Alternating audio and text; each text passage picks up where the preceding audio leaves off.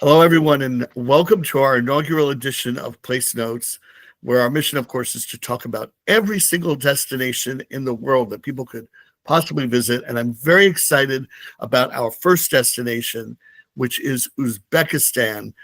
This is a national destination, and this is a treat, delighted to have the official representative from the Ministry of Uzbekistan who markets Uzbekistan to those of us in the English-speaking world and probably beyond, Sophie Ibbotson.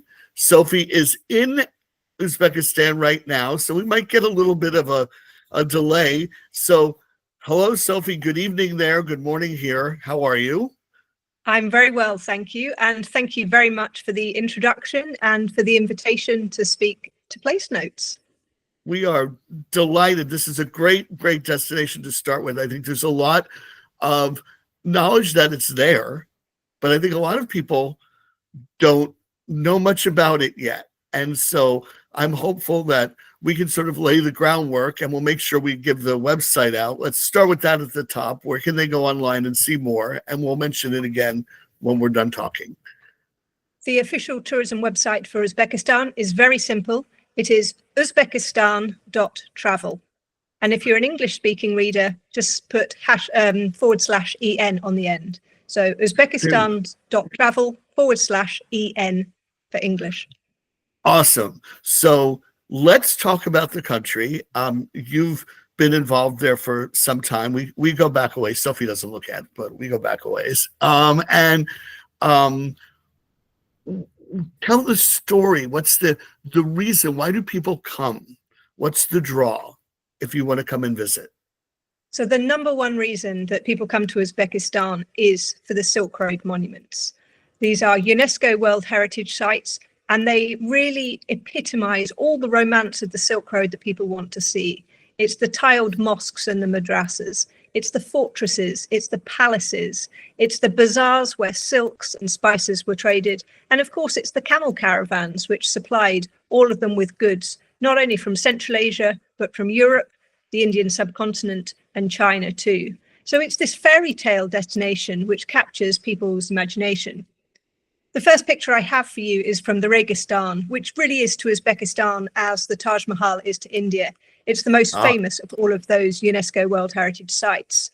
But all across the country, you'll find these absolutely dazzling monuments. The blue tiles, the turquoise tiles are particularly famous. And you'll find them in many of the cities, not only in Samarkand, but also in Bukhara and in Khiva, another one of the UNESCO World Heritage Sites. And the bazaars too, this is where the commerce has always happened. We can go back 2, even 3,000 years ago. The same goods, the same types of people would have been trading there. They're a melting pot of cultures and of peoples from really all around the world. So this is just forgive me to interrupt you for 1 second. We're talking about the Silk Road. That's it's not quite ancient history, but it's sort of the beginning of the age of exploration, where the Silk Road really becomes that connective tissue, right, between Europe and East Asia. And Uzbekistan is right in the heart, in the middle of that trading route. It's Marco Polo and all of that, correct? Yeah, so I often say to people that Uzbekistan is the heart of the Silk Road, not only geographically, because you're right, it's there in the middle, but also culturally. All of the influences from the surrounding countries are there in the religion, in the food, in the textiles, and in the languages. And so when we talk about the Silk Road in Uzbekistan, we're talking about 2,500 years of history, so long before Marco Polo arrived. Wow. And this marketplace you're showing us now, this was a part of that goes back. Yes, this is the old city in Bukhara, and the structure in the background is one of the trading domes. All across the city, there were different domes, and each one was a market for a different product. So you would have had the hat maker's dome, you would have had the jeweler's dome, and so on and so forth. So people would have come from hundreds, if not thousands of miles away to the city to trade their products. Well, it makes it easy. If it's your first time there, you know exactly where go where your stuff is. Yeah, that's really something. So you mentioned Samarkand, or you mentioned Bukhara. Is one the capital? Is one a former capital? How do they sort of mark out in terms of history? So the capital of Uzbekistan is actually called Tashkent. And although Right. it's got about 3,000 years of history, most of what you see is from the later part of the 20th century and from the 21st century. And that's because there was a devastating earthquake in 1966, which leveled the city, and it had to be rebuilt. It was rebuilt as a planned Soviet city, with people coming from all over the former Soviet Union to reconstruct it. And because of that, it's got its own identity, its modern identity.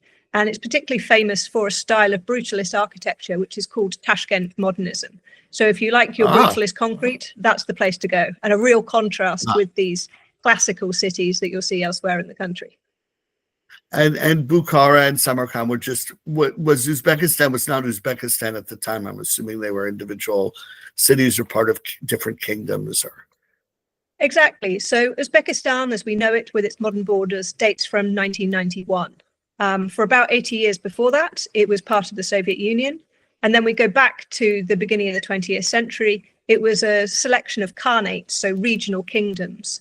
One of them was based in Bukhara. Another one was based in Khiva. And the third was based in Kokand in the Fergana Valley in the eastern part of Uzbekistan. You'll notice that I haven't actually mentioned Samarkand, despite the fact it's the most famous of them all. And the reason for this is that Samarkand, actually in that latter part of its history, fell under the kingdom of Bukhara. We have to go back further in time to find when Samarkand was the capital, and we go back to the Timurid period. So we go back to the 14th century. And then there was a national hero of Uzbekistan who was called Amir Timur. He's sometimes called Tamerlane in the West, and he made Samarkand his capital. And he established this extraordinary empire, which stretched all of the way from Ankara in Turkey through Iran, Afghanistan, Central Asia, and what today is Pakistan and India. So the eastern edge of his empire was actually Delhi. So this vast territory, millions and millions of people, and all of the trade and cultural products which were being exchanged between them were all being controlled from Samarkand. This is truly a destination that pulls back the veil of time versus, well, my grandfather came from here. Or, I mean, I'm sure you can have that too. But so let's make the connection for a minute between these cities and this history and the sort of the must-sees, the must-dos, the must-experiences while you're there. So you're an expert. You've been there numerous times. But let's talk about, for a first-time visitor, what should they look to see? It doesn't have to be a specific place. It can be.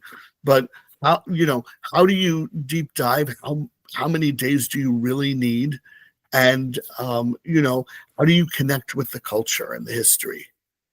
So the minimum time I would recommend spending in Uzbekistan is 1 week. But if you've got 2 or 3 weeks, that will give you the opportunity to travel much more widely within the country and to see more of what it has to offer. Generally, I recommend tourists start or finish their tour in Samarkand because this is the number one destination.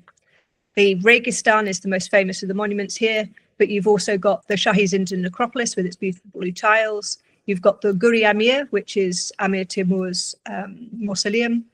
You've got the Bibi Khanum Mosque, which was the largest cathedral mosque in Central Asia when it was built. And you've also got the astronomical observatory of Ulugbeg, who was an emperor, but also a scientist and mathematician and astronomer in the beginning of the 15th century. So you've got this huge concentration of historical sites there. You can get to Samarkand from Tashkent and from Bukhara really, really easily because these destinations are connected together with a high-speed train.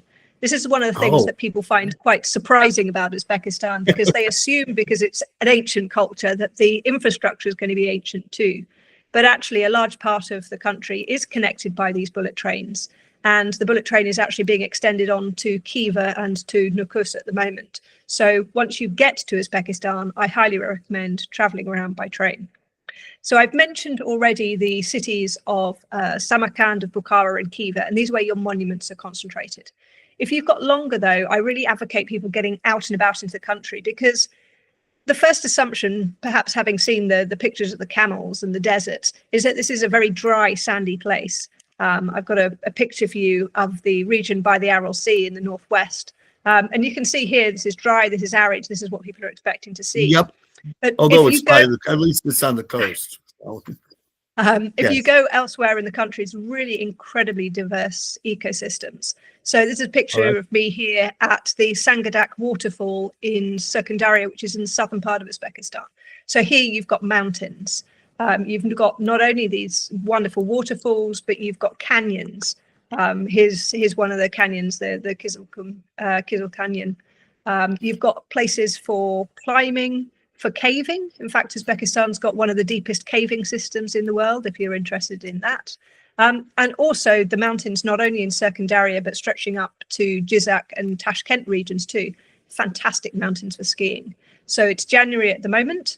It's pretty cold in the capital, but when you get up into the mountains, you've got these fantastic fluffy powder, bright sunshine, blue skies, and both the piste and on-piste skiing is fabulous. I was going to ask you about the outdoor experience. So it really can be a four-season destination. It's outdoors. That is, Absolutely. cities are always four seasons, but Yeah, the majority of tourists come in the spring and in the autumn or in the fall, because that's when the temperatures are most comfortable for sightseeing. But whenever you come to Uzbekistan, there is definitely going to be something to see and do. So if you come in July and August when it's really, really hot, go up into the mountains, go hiking, enjoy the lakes. If you're here in the winter, great, go skiing, go snowboarding, curl up in an alpine style chalet in front of the fire, read your book, chill out and enjoy yourself. And you'll find certainly wherever you go, whether you're traveling by public transport or taxi, you check into a hotel, there's always really, really good heating, really good insulation in the buildings. So you're going to be comfortable. Just wrap up warm in the day with a jacket when you go out and about. And then as soon as you come inside, you're going to be cozy anyway. wow. Well, again, I wouldn't have thought of Uzbekistan as a ski destination, but I mean, just look at that. If you're a skier, I'm not, but if you are, that's something. Let's talk about food, the arts, entertainment. Mm-hmm. I'm sure there are different experiences there to be had as well. Do you have any favorites? Anything you recommend to people when they come?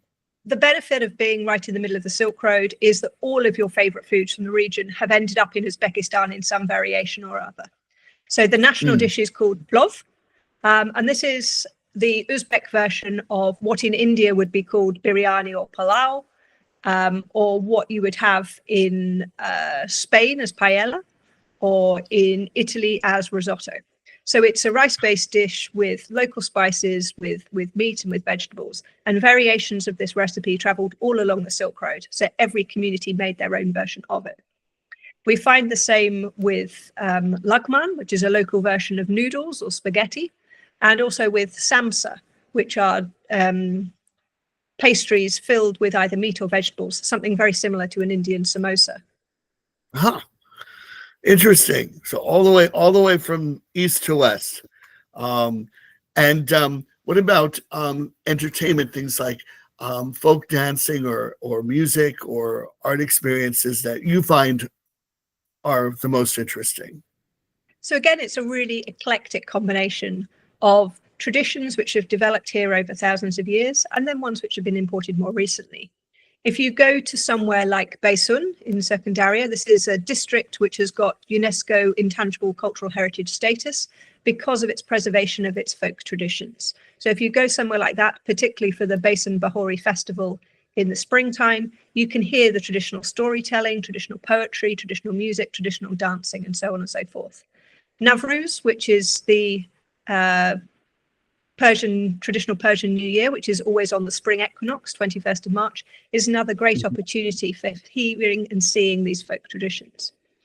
The other end, there's complete contrast. So Uzbekistan has got a very, very strong tradition of opera and of ballet because of its participation within the Soviet Union. So if you go to Tashkent, you can see really world-class productions of things like The Magic Flute or Swan Lake in the Opera House in the center of the city. And those tickets will often cost you only $3 or $4. So it's a fraction of what you would pay in Milan or in London for a similar performance.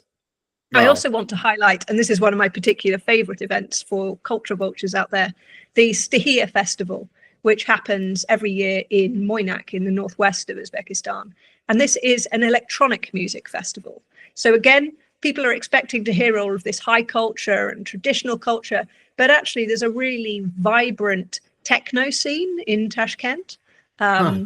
Big fans of R&B, drum and bass, electronic music. And so you can often catch club nights not only in the capital, but also at the Stihia Festival, when artists come not only from within Uzbekistan, but internationally as well, wanting to get the crowd going. Wow. Okay. Again, something for everybody, right? A I flavor think of. so. Uh, I think so too, but with this very specific Uzbekistan flair. So, no, you're going to say something. What?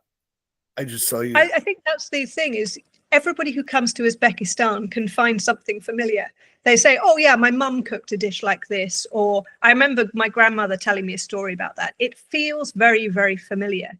And yet there is something uniquely Uzbek about it. You won't find this combination of things anywhere else. And it's understandable that the people of Uzbekistan are so proud of their history and so proud of their culture, because they have brought together aspects from all over the world, but also exported their culture. It's very much a two-way traffic.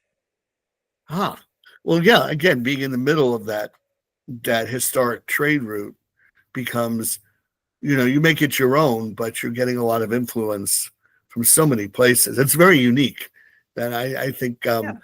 that's a pretty strong core of the story.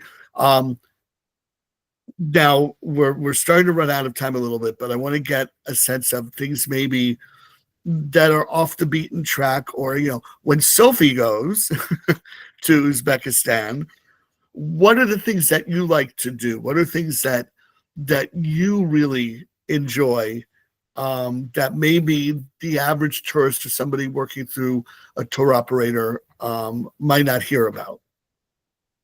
So for me, the natural areas of Uzbekistan are really, really important. When people are city hopping, they tend to miss out on the places in between. Mm. So one of the particular places that I like, because it's easily accessible from both Samarkand and Bukhara, is the Nurata Kizilkum Biosphere Reserve.